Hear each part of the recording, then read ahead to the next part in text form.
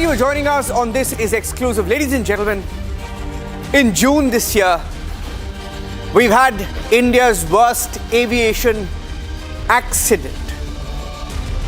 An Air India flight crashed in Ahmedabad, killing 260 people. In the interim report of the crash that was released, there was an attempt made to give a clean sheet to Air India and DGCA and perhaps pin the blame on the pilots. One of the pilots is Captain Sabharwal.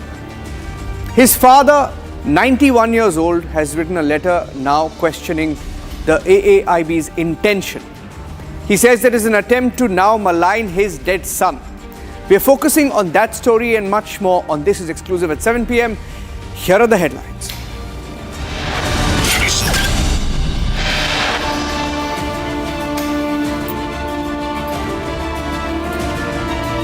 Air India pilot, late Captain Sumeet Sabharwal's father, writes to Civil Aviation Ministry, says the interim report by AAIB has tarnished his son's image, seeks a central investigation.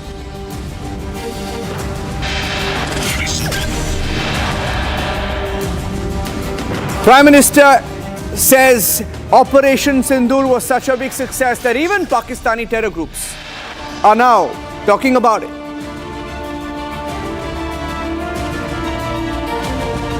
Sources tell Republic that the full AAIB report on the Ahmedabad plane crash will be out in December.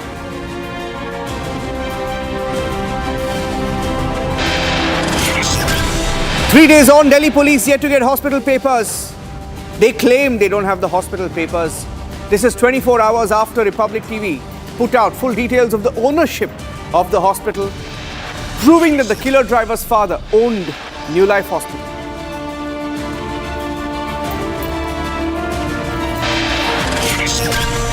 Surat cyber cell tracks down an international racket. Indian youth being lured, sent to jobs in different parts of the world, scammed. Their families are now crying for justice.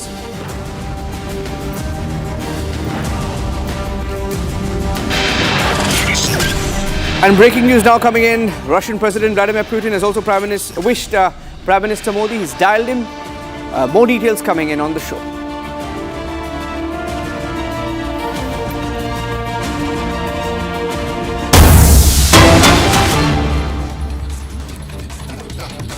We're getting in breaking news now, ladies and gentlemen. We've accessed the full letter written by Captain Sumeet Sabharwal's father.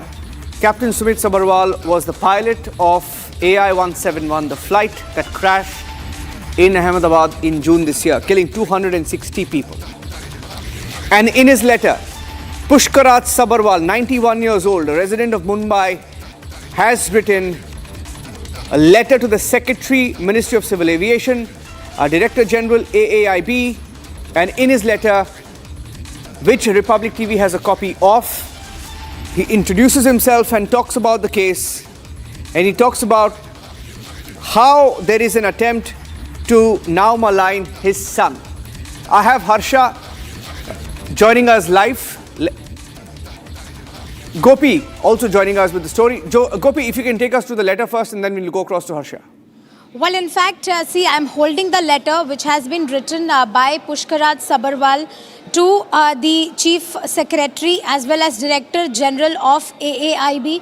And to focus on this very letter, the second page of this letter specifically, point number 9 and 10 talks about how the image of Sabharwal has been tarnished in the preliminary report. If I can read out a few lines from this letter, they mention that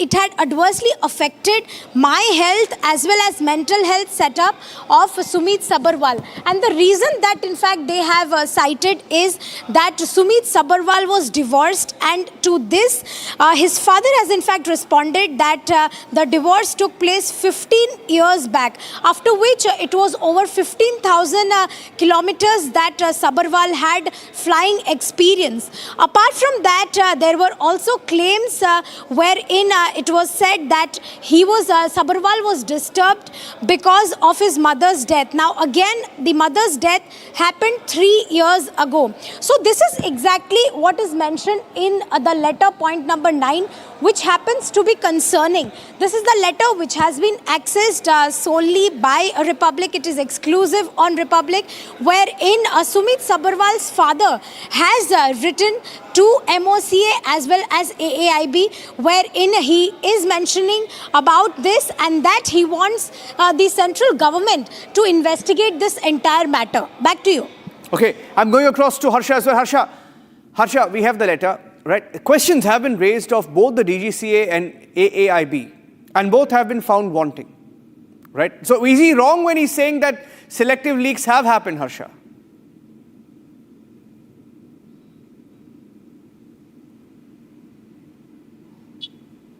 Harsha, can you hear me? Okay, bad line with her. Very bad network. Very bad network. I'd like to go across also to that letter. I have a copy of that letter. I'm going to read out some parts of that letter. And this is why the story is interesting, because there's been a lobby that has been trying to bat for Boeing, bat for Air India, bat for DGCA. And the father, the 91-year-old father, that's him in that video there. You can show the pictures of the father as well, the father of Captain Sumeet Sabharwal, Pushkaraj Sabharwal. You had a video of Mr. Sabharwal, 91 years old, saying goodbye to his son. That's him there in Mumbai. And then he has written to the central government, talks about how the preliminary report appears to have drawn conclusions based on external pressures exerted by so-called representatives, technical experts representing the manufacturer, that is Boeing, General Electric, makers of the engines. And he says it appears that the preliminary report has given a clean sheet to the manufacturer Boeing and the aircraft engine manufacturer GE, which was not even in its domain. However, it is essential that the formal inquiry does not fall into the same pitfall, and the pilot representative And as I stay on this letter, in fact, I also have Dr. Vandana Singh, quickly going across to Dr. Vandana Singh. She's an aviation expert, and she speaks for pilots as well. Dr. Vandana Singh, I have one mention here of the letter. When I look at those excerpts of what this 91-year-old father has written, very, very heartbreaking. He says, he says, I call upon you to cease and desist from sharing any information with the electronic print media casting aspersions on my son. I further call upon you to issue formal press release clarifying to the public at large that the preliminary investigation which was conducted under Rule 9 is not and was not with the objective of affixing any responsibility, but merely with the sole objective of prevention of accidents and incidents in the future. And then he also talks about how there has been an attempt to say that the pilots were under mental stress, trauma, etc. For a 91-year-old father, Dr. Vandana Singh, this is really painful for him having to write this, right? When you had people almost give AI and DGCA, that is Air India and DGCA, a clean sheet. Absolutely. I'm in agreement over here that this is very painful to see, first of all, a 91-year-old father writing here for his dead son, the pilot. This is absolutely shocking and painful as I'm seeing it. And secondly, there is no smoke without fire. Obviously, there is some wrong speculation, and things that are moving around in the grapevine are not good at all, because we know that dead men speak no tales. And here the pilots are not here to defend themselves. Even before the final report of the AAIB is out, these speculations, I call them speculations, are rife. And I hope that, of course, seeing the feelers and seeing what is happening around, that a 91-year-old parent has written, a father has written, and that there should be a fair central, inquiry and a proper investigation that is conducted, rather than just blaming it on the pilots. Because as far as we know, as experts and whoever is into it, for now I can say with certainty that it's not got to do anything with a pilot error. So I'm very pained hearing about this. that this 91-year-old father has had to write a letter. This itself is very painful, sir. Over to you.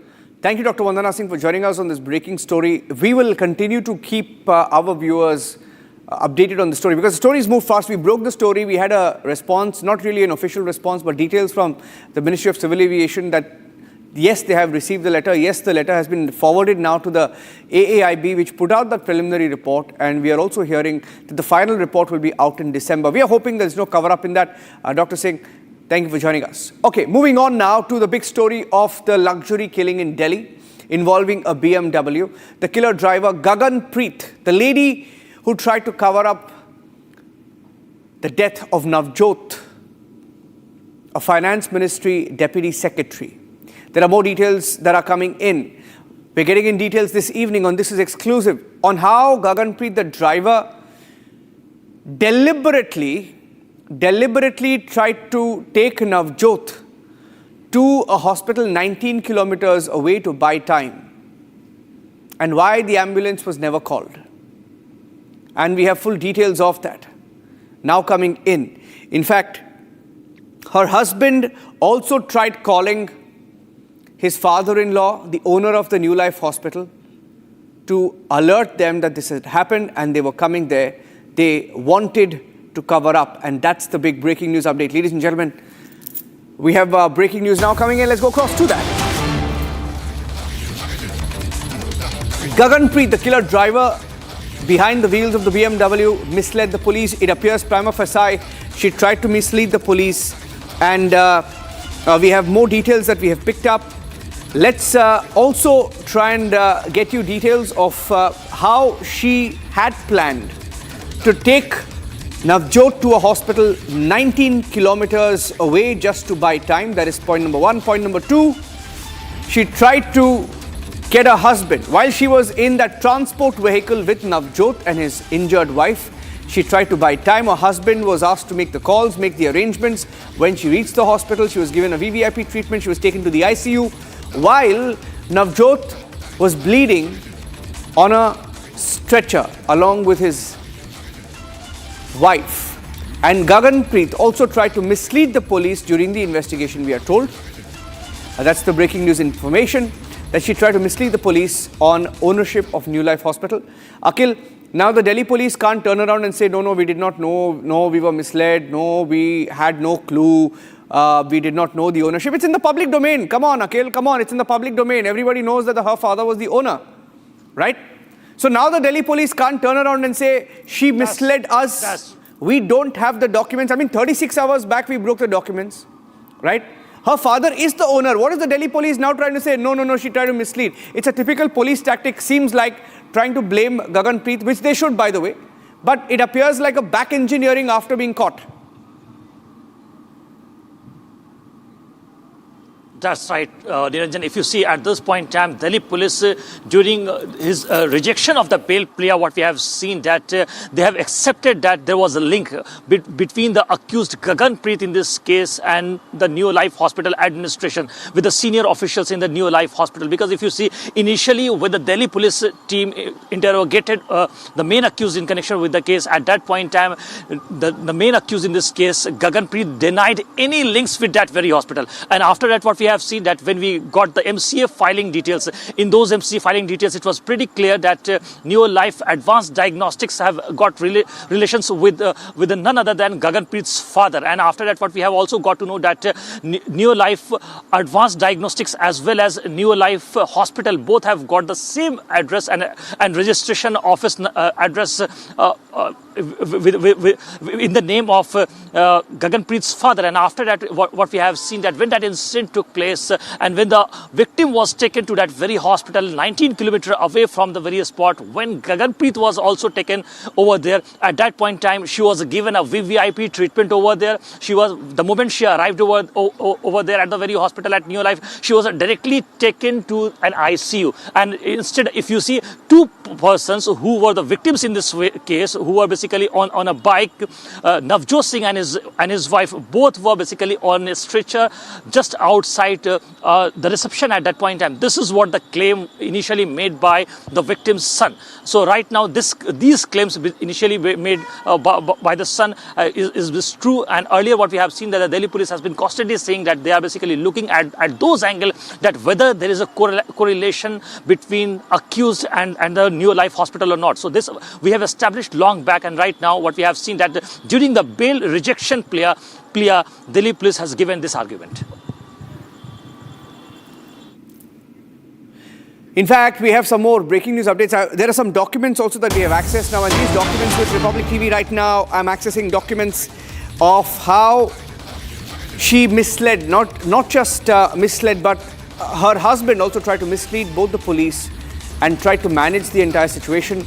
The police says that the accused insisted on going to New Life Hospital, and the police now says the Delhi police completely cornered, by the way, exposed. How can the police not know who the real owners were? Police now claim that yes, there was an intent to mislead. Can you believe it?